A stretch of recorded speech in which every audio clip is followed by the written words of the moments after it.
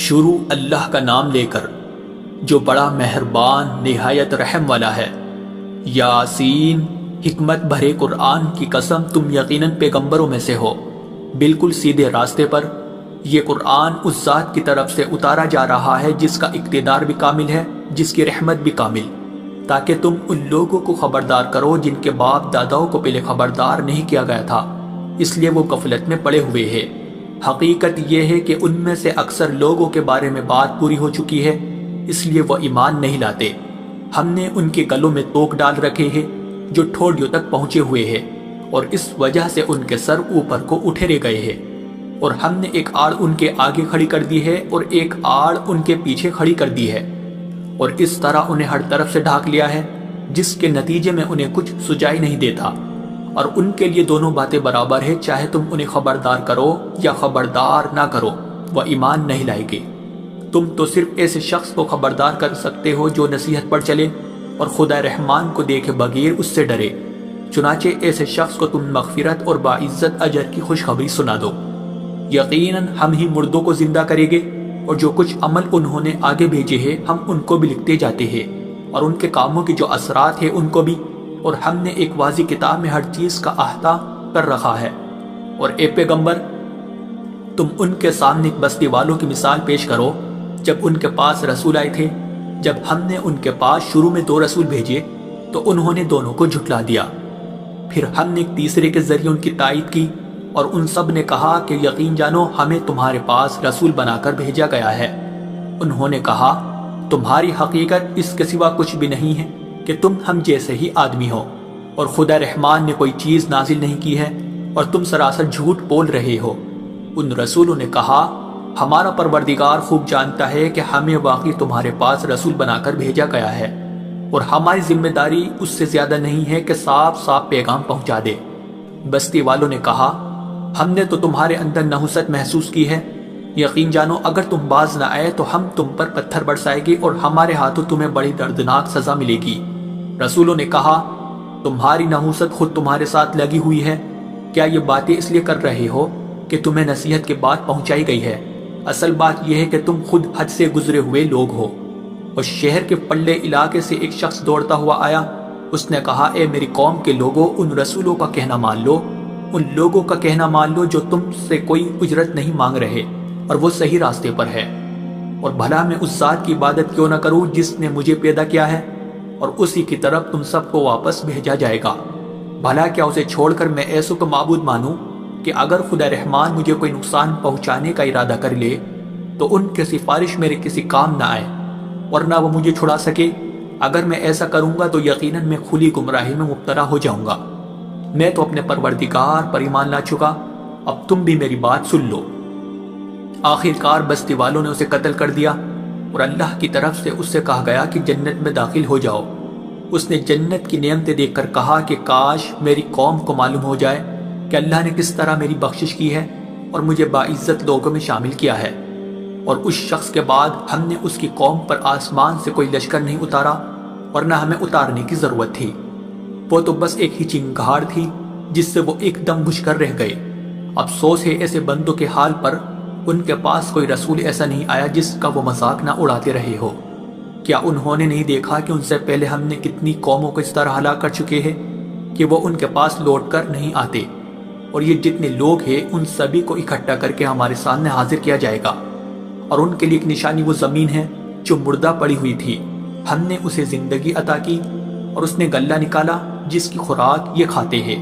اور ہم نے اس زمین میں کھجوروں اور انگوروں کے باغ پیدا کیے، اور ایسا انتظام کیا کہ اس میں سے پانی کے چشمے پھوٹ نکلے تاکہ یہ اس کی پیداوار میں سے کھائے، حالانکہ اس کو ان کے ہاتھوں نے نہیں بنایا تھا۔ کیا پھر بھی یہ شکر نہیں کریں گے؟ پاک ہے وہ ذات جس نے ہر چیز کے جوڑے جوڑے پیدا کیے ہیں، اس پیداوار کے بھی جو زمین اگاتی ہے، اور خود ان انسانوں کے بھی اور ان چیزوں کے بھی جنہیں یہ لوگ ابھی جانتے تک نہیں ہیں۔ اور ان کے لیے ایک اور نشانی رات ہے، ہم اس پر سے دن کا چھلکا اتار لیتے ہیں تو وہ یکایک اندھیرے میں رہ جاتے ہیں، اور سورج اپنے ٹھکانے کی طرف چلا جا رہا ہے۔ یہ سب اس ذات کا مقرر کیا ہوا نظام ہے جس کا اقتدار بھی کامل ہے، جس کا علم بھی کامل۔ اور چاند ہے کہ ہم نے اس کی منزل تاب تول کر مقرر کر دی ہے، یہاں تک کہ وہ جب ان منزلوں کے دورے سے لوٹ کر آتا ہے تو کھجور کی پرانی ٹہنی کی طرح پتلا ہو کر رہ جاتا ہے۔ نہ تو سورج کے مجال ہے کہ وہ چاند کو جا پکڑے، اور نہ رات دن سے آگے نکل سکتی ہے، اور یہ سب اپنے اپنے مدار۔ اور ان کے لیے ایک اور نشان یہ ہے کہ ہم نے ان کی اولاد کو بھری ہوئی کشتی میں سوار کیا، اور ہم نے ان کے لیے اسی جیسی اور چیزیں بھی پیدا کی جن پر یہ سواری کرتے ہیں، اور اگر ہم چاہیں تو انہیں غرق کر ڈالے، جس کے بعد نہ تو کوئی ان کی فریاد کو پہنچے اور نہ ان کی جان بچائی جا سکے۔ لیکن یہ سب ہماری طرف سے ایک رحمت ہے اور ایک معین وقت تک زندگی کا مزہ اٹھانے کا موقع ہے جو انہیں دیا جا رہا ہے۔ اور جب ان سے کہا جاتا ہے کہ بچو اس عذاب سے جو تمہارے سامنے ہے اور جو تمہارے مرنے کے بعد آئے گا تاکہ تم پر رحم کیا جائے، تو وہ ذرا کان نہیں دھرتے، اور ان کے پروردگار کی نشانیوں میں سے کوئی نشانی ایسی نہیں آتی جس سے وہ منہ نہ موڑ لیتے ہو۔ اور جب ان سے کہا جاتا ہے کہ اللہ نے تمہیں جو رزق دیا ہے اس میں سے غریبوں پر بھی خرچ کرو، تو یہ کافر لوگ مسلمانوں سے کہتے ہیں کہ کیا ہم ان لوگوں کو کھانا کھلائے جنہیں اگر اللہ چاہتا تو خود کھلا دیتا؟ مسلمانوں،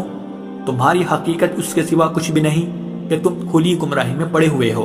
اور کہتے ہیں کہ یہ قیامت کا وعدہ کب پورا ہوگا؟ مسلمانوں بتاؤ اگر تم سچے ہو۔ دراصل یہ لوگ بس ایک چنگاڑ کا انتظار کر رہے ہیں جو ان کی اجت بازی کے عین درمیان انہیں آ پکڑے گی، پھر نہ یہ کوئی وصیت کر سکے گے اور نہ اپنے گھر والوں کے پاس لوٹ کر جا سکے گے، اور سور پھونکا جائے گا تو یکایک اپنی قبروں سے نکل کر اپنے پروردگار کی طرف تیزی سے روانہ ہو جائے گے۔ کہے گی کہ ہائے ہماری کم بختی، ہمیں کس نے ہمارے مرکز سے اٹھا کھڑا کیا ہے؟ جواب ملے گا کہ یہ وہی چیز ہے جس کا خدا رحمان نے وعدہ کیا تھا اور پیغمبروں نے سچی بات کہی تھی، اور کچھ نہیں بس ایک زور کی آواز ہوگی جس کے بعد یہ سب کے سب ہمارے سامنے حاضر کر دیے جائیں گے۔ چنانچہ اس دن کسی شخص پر کوئی ظلم نہیں ہوگا اور تمہیں کسی اور چیز کا نہیں، بلکہ انہی کاموں کا بدلہ ملے گا جو تم کیا کرتے تھے۔ جنت والے لوگ اس دن یقیناً اپنے مشغلے میں مگن ہوگے، اور وہ ان کی بیویاں گھنے سایوں میں آرام دانشتوں پر ٹیک لگائے ہوئے ہوگے۔ وہاں ان کے لیے میوے ہوگے اور انہیں ہر وہ چیز ملے گی جو وہ منگوائے گے۔ رحمت والے پروردگار کی طرف سے انہیں سلام کہا جائے گا، اور کافروں سے کہا جائے گا کہ اے مجرموں، آج تم مومنوں سے الگ ہو جاؤ۔ اے آدم کے بیٹو، کیا میں نے تمہیں یہ تاکید نہیں کر دی تھی کہ تم شیطان کی عبادت نہ کرنا، وہ تمہارا کھلا دشمن ہے،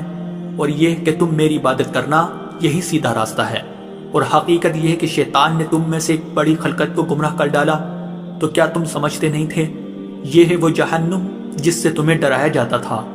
آج اس میں داخل ہو جاؤ کیونکہ تم کفر کیا کرتے تھے۔ آج کے دن ہم ان کے منہ پر مہر لگا دیں گے، اور ان کے ہاتھ ہم سے بات کریں گے اور ان کے پاؤں گواہی دیں گے کہ وہ کیا کمائی کیا کرتے تھے۔ اور اگر ہم چاہیں تو یہی دنیا میں ان کی آنکھیں مل یا میٹ کر دیں، پھر یہ راستے کی تلاش میں بھاگے پھرے، لیکن انہیں کہاں کچھ اور اگر ہم چاہیں تو ان کی اپنی جگہ پر بیٹھے بیٹھے ان کی صورتیں اس طرح مسخ کر دے کہ یہ نہ آگے بڑھ سکے اور نہ پیچھے لوٹ سکے۔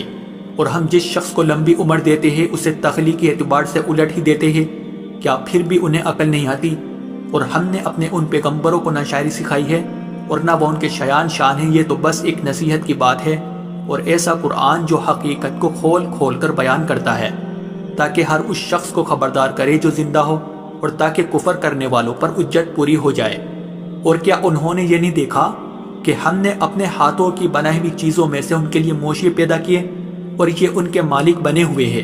اور ہم نے ان مویشیوں کو ان کے قابو میں دے دیا ہے، چنانچہ ان میں سے کچھ وہ ہے جو ان کی سواری بنے ہوئے ہیں اور کچھ وہ ہے جنہیں یہ کھاتے ہیں،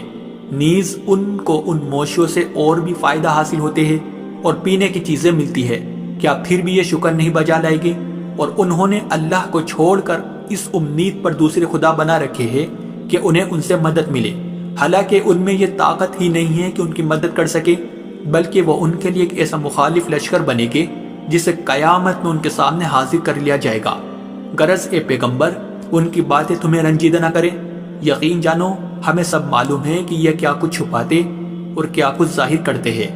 اور کیا انسان نے یہ نہیں دیکھا کہ ہم نے اسے نطفے سے پیدا کیا تھا، پھر اچانک وہ کھلم کھلا جھگڑا کرنے والا بن گیا؟